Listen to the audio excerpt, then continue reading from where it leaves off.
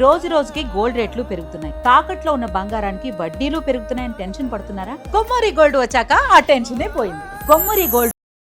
Hi use, welcome to our channel. ఇక్కడ తెలంగాణలో పవన్ కళ్యాణ్ గారికి జనసేన పార్టీకి వరుసగా షాకులు తగలడం చూస్తున్నాం. మొన్న మీటింగ్ పెడితే ఒక పర్మిషన్ అయితే దొరకలేదు. సో అది ఎంత పెద్ద చర్చకు దారి తీసిందో కూడా మనం చూసాం.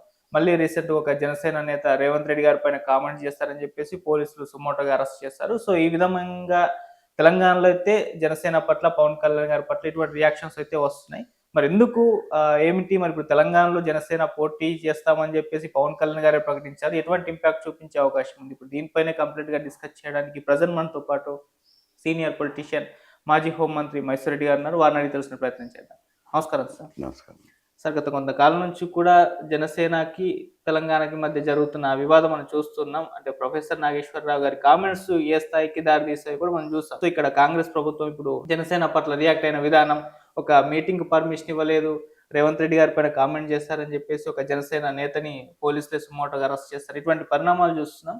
సో ఏం చెప్తారు సార్? అంటే ఇవి మంచి పరిణామాలని ఎవరం చెప్పలేం. ఎందుకంటే నిన్న మొన్నటి వరకు 15 సంవత్సరాల కిందటి వరకు కలిసి ఉన్నాం, అందరం కలిసి ఉన్నాం, ఉమ్మడి రాష్ట్రంగా ఉండింది. ఈ వివాదం అంతా ప్రొఫెసర్ నాగేశ్వరరావు, నాకు ఆయన అంటే బాగా తెలుసు, పరిచయం ఉంది, మంచి వ్యక్తే. ఏదో కొంచెం పొరపాటు దొర్లింది అనుకోండి. ఏమంటే ఆయన విన్నట్టు చెప్పారు. మేము కూడా కొన్ని ఏదైనా వార్తలు వచ్చినప్పుడు ఏదో వార్తలు విన్నాం, కానీ అందులో ఎంత నిజం ఉందో ఎంత అబద్ధం ఉందో తెలియదు. బట్ ఈ వార్తలు అయితే విన్నాము, నిజం ఎంతో అబద్ధం ఎంతో చెప్పలేను అని చెప్పేసింటే ఒక మాట జోడించి, అబద్ధమంతో నిజమెంతో అని జోడించింటే ఒక మాట ఈ సమస్యకి వెళ్ళలేదు. ఆయన విన్నట్టు ఆయన ఉండి ఆ సంభాషణకు ప్రత్యక్ష సాక్షి అయినట్టు చెప్పడంతో అది కొంచెం రియాక్షన్ వచ్చింది. మామూలుగా కామెంట్స్ ఉంటాయి కదా, వచ్చినప్పుడు ఆయన విత్డ్రా చేసుకున్నారు. నా సమస్యను అంతటితో ముగించింటే సరిపోయింది. కాకపోతే జనసేన ఇక్కడ మీటింగ్ పెట్టే విషయం వచ్చింది. ఇప్పుడు దేశంలో తెలంగాణ కూడా ఇండియాలో అంతర్భాగమే. ఏ రాజకీయ పార్టీ అయినా ఎక్కడైనా సమావేశాలు నిర్వహించవచ్చు. ఇప్పుడు కాంగ్రెస్లో నాయకులు ఉండేది, అధిష్టానం ఉండేది ఎక్కువ భాగం బయట నుంచే ఉండరు. తెలంగాణ నుంచి ఏమి పెద్ద లేరు కదా. మరి అటువంటప్పుడు కాంగ్రెస్ ఇక్కడ పార్టీ పెట్టుకొని అధికారంలోకి వచ్చినప్పుడు ఇతర పార్టీలు పెట్టుకున్నప్పుడు, బీజేపీ కానివ్వండి, లేదు వేరే బీఆర్ఎస్ కానివ్వండి, ఎవరైనా పార్టీలు పెట్టుకున్నప్పుడు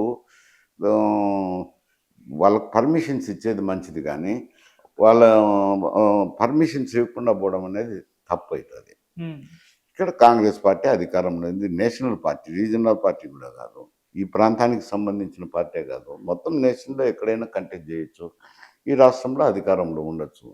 అంత మాత్రాన ఒక పార్టీ వాళ్ళు ఇక్కడ సమావేశం పెట్టుకుంటామంటే దానికి పర్మిషన్ ఇవ్వకుండా పోవడం అనేది కొంచెం అప్పుడే లా అండ్ ఆర్డర్ సమస్య వస్తుందేమో అంటారు. లా అండ్ ఆర్డర్ సమస్య వస్తుందంటే సమావేశాన్ని లా అండ్ ఆర్డర్ రాకుండా చూడాల్సిన బాధ్యత ఎవరి మీద ఉంటుంది? ప్రభుత్వం మీదనే ఉంటుంది. అది చేయకుండా లా అండ్ ఆర్డర్ ప్రాబ్లం వస్తుందని పర్మిషన్ ఇవ్వకపోవడం అనేది ఇక్కడ ప్రభుత్వం తప్పు అవుతుంది. అవి మళ్ళీ ఊరుకోకుండా మంత్రులు కామెంట్ చేయడము, ఇవన్నీ చేయడం, ఇది ఏం లోకల్ రీజనల్ పార్టీ కాదు. ఒకవేళ రీజనల్ పార్టీ అయితే అలాంటి కామెంట్స్ చేసినా అర్థం చేసుకో. జాతీయ పార్టీగా ఉండి ఎన్నో రాష్ట్రాల్లో పోయి కంటెస్ట్ చేస్తా ఉండుకొని అటువంటి పార్టీలో ఉన్న వ్యక్తులు, మంత్రులు స్టేట్మెంట్ ఇవ్వడం తప్పు. ఎందుకంటే ఒకవేళ విడిపోవచ్చు. జనసేన అనేది ఒక పార్టీ, అది ఆంధ్రకే పరిమితం కాదు కదా. ఆయనే మద్రాసులో పోయి తమిళనాడులో పోయి కంటెస్ట్ చేయొచ్చు, ఆయనకు ఓట్లు ఉంటాయి, ప్రజలు ఉండాలి, గెలుస్తారు అనుకుంటే యూపీకి అయినా పోయి చేయొచ్చు, అభ్యంతరం ఏమి లేదు కదా. ఒకవేళ ఇక్కడ ఎందుకంటే తెలుగు సినిమా హీరో కాబట్టి ఇక్కడ కొంతమంది జనం ఉండొచ్చు, దానివల్ల ఆయన పార్టీ పెట్టి కంటెస్ట్ చేస్తానని గెలుస్తారని ఎవరూ చెప్పలేములేండి, అంత విషయం ఏం లేదు. అక్కడే ఆయన అన్నారు కదా, నేను అంటున్నాను నాకు ఆంధ్రాలోనే దిక్కు లేదు, తెలంగాణలో ఏముంటుందని ఆయనే చెప్పుకున్నాడు అనుకో. నేను దాన్ని వెళ్ళిపోవటం, కాకపోతే ఆ పర్మిషన్ ఇవ్వకపోవడం వాళ్ళ తప్పు. ఇవ్వకపోయిన దానివల్ల మళ్ళీ మంత్రులు విమర్శించడం అది అంత సౌమ్యంగా కనపడలేదు. ఎందుకంటే కాంగ్రెస్ పార్టీకి అయితే ఎటువంటి లాభం రాదు.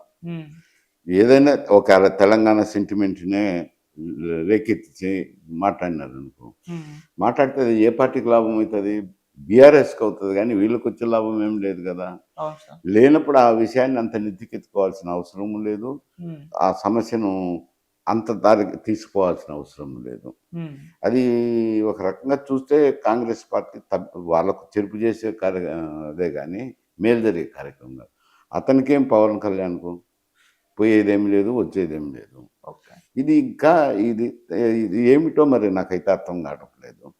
ఇది ఒక ఆంధ్ర విషయం వచ్చి తలికే రియాక్షన్ రావటం ఏమిటో నాకు అర్థం కాలేదు. ఉన్నారు, కలిసినారు, కొంతకాలం ఉన్నారు, ఇప్పుడు విడిపోయినారు. ఆ రాష్ట్రం పరిపాలన, ఈ రాష్ట్రం పరిపాలన, ఇంకేముంది దానికి? అంటే ఉండొచ్చు. ఇప్పుడు హైదరాబాద్ పట్టణం ఉంది, ఎక్కడెక్కడి నుంచో వచ్చి వ్యాపార రీత్యా అయితేనేమి, ఇంకొక రీతి అయితేనేమి, రకరకాలుగా సెటిల్ అయి ఉండొచ్చు. పెళ్ళిళ్ళు చేసుకున్నారు, అక్కడోళ్ళు ఇక్కడ, ఇక్కడోళ్ళు అక్కడ పెళ్ళిళ్ళు చేసుకున్నారు. రకరకాల సంబంధాలు ఏర్పడినాయి. ఎందుకంటే 50 ఏళ్ళ చరిత్ర ఒక రోజుది కాదు కదా. ఏర్పడినప్పుడు ఆల్ ఆఫ్ సడన్గా రాష్ట్రం పరిపాలన వేరైపోతుంది, కానీ సంబంధ బాంధవ్యాలు పోవు కదా. ఇప్పుడు ప్రతి విషయానికి అది మాట్లాడడం అనేది అంత మంచి సౌమ్యంగా కనపడదు. ఇప్పుడు పోయి మన వాళ్ళే ఆంధ్ర వాళ్ళు కానీ తెలంగాణ వాళ్ళు కానీ విదేశాలకు పోతున్నారు, అక్కడ పోయి పనులు చేసుకొని సంపాదించుకొని ఇక్కడికి డబ్బులు పంపిస్తున్నారు. ఇతర రాష్ట్రాలకు పోయి పనులు చేసుకుంటున్నారు. ఇతర రాష్ట్రాల నుంచి అస్సాం నుంచి, బీహార్ నుంచి ఎంతోమంది కార్మికులు పనిచేస్తున్నారు కదా. ఇక్కడ ఒక ఆంధ్ర వాళ్ళని విమర్శించడం అనేది అంత సౌమ్యంగా కనపడదు అంట. ఓకే సార్, ఇక్కడ పవన్ కళ్యాణ్ గారు కూడా ప్రెస్ మీట్ పెట్టి అంటే ప్రాంతీయవాదం అనేది టెర్రరిజం కంటే డేంజర్ అది అటువంటి కామెంట్స్ అనేవి ఇక్కడ కాంగ్రెస్ విమర్శించింది, బీఆర్ఎస్ విమర్శించింది, అది రెండు ఏకమైన. ఒక బీజేపీ మాత్రమే కాస్త పవన్ కళ్యాణ్ గారికి సపోర్ట్ గా మాట్లాడినట్టు తెలిసింది. సరే, ఆయన ఫ్లోలో ప్రాంతీయవాదం అని ఉగ్రవాదానికంటే అనేది అదే ఆయనకి ఎవరన్నా రాయించినారో ఆయన చెప్పినారో అది అంత మంచి సాంప్రదాయం కాదు. సార్ మరి ఇప్పుడు ఎలక్షన్స్ లో అంటే ప్రభావం ఏమి చూపించకపోవచ్చు, కానీ ఇక టీడీపీ వచ్చే ఎలక్షన్స్ లో పార్టిసిపేట్ చేస్తామని చెప్పేసి ప్రకటించింది, జనసేన ప్రకటించింది. మరి ఆ టీడీపీ జనసేన ఇప్పుడు తెలంగాణ రాజకీయాల్లోకి వస్తే ఏమన్నా ఉంటుందా, లేకుంటే సైడ్ అయ్యే అవకాశం ఉందా? అది ఇప్పుడు వచ్చే ఎన్నికల గురించి ఎవరు చెప్పలేము. అక్కడైతే కూటమిగానే ఉండాలి కదా. ఏది జనసేన, తెలుగుదేశము, బీజేపీ కూడా కూటమిగానే ఉన్నారు. ఇప్పుడు బీజేపీ ఉన్న 3 పార్టీల్లో అది కూడా ఉంది కదా. ఇక్కడ అయితే తెలంగాణ వచ్చేసరికి కాంగ్రెస్, బీఆర్ఎస్, బీజేపీ అనేది 3 పార్టీలు అనేది కనపడుతున్నాయి కదా. రేపు పొద్దున బీజేపీ వాళ్ళు, తెలుగుదేశము, జనసేన కూడా కలిసి పోటీ చేయొచ్చు, దానికి ఏం తప్పేముంది. చేస్తే ఎంత ప్రభావం ఉంటుంది అనేది అది వేరు సమస్య. ఎందుకంటే ఇది too early to predict. Okay sir, thank you so much sir.